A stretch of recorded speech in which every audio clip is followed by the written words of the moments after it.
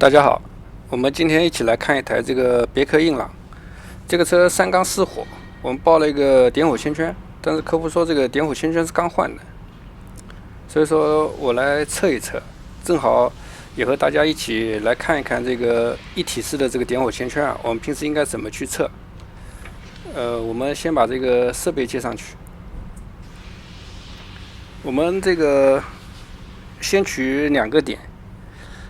一个是取这个一缸的这个出发信号，还有一个是这个电流钳接它这个叫这个点火线圈的这个供电线，看它4个点火线圈的电流。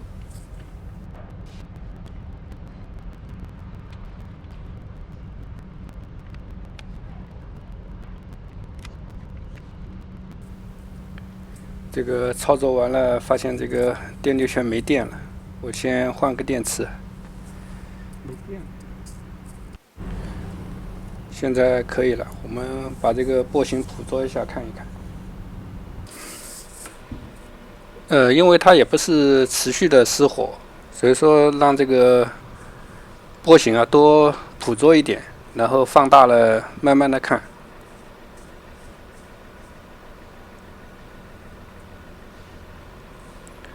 我们暂停来看一下。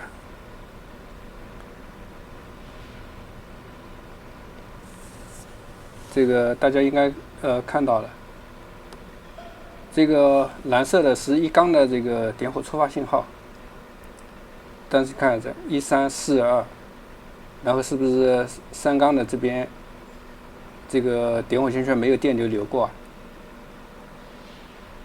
所以说应该这个它这个初级啊，要么就是初级的线圈坏了，要么就是这个没有触发。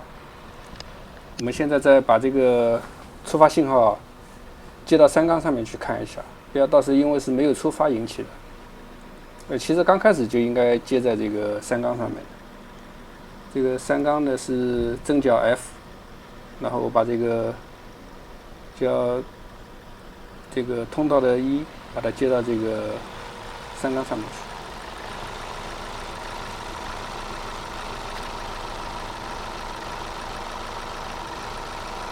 这个是三缸的触发信号。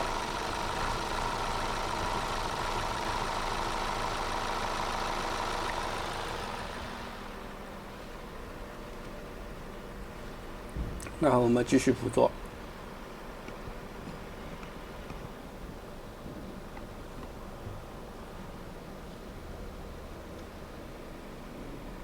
然后我们再放大来看一看。我好像看到那个右边有一个缺，应该是这个应该是没有电流流过的。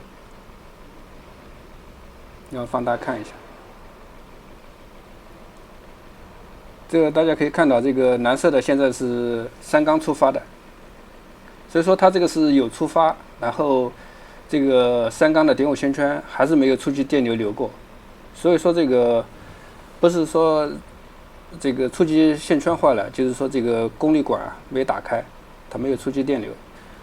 这个就是一体式点火线圈使用示波器的一个测量方法。好的，我们今天就到这里。大家如果喜欢我的视频的话，请关注我，我们下个视频再见。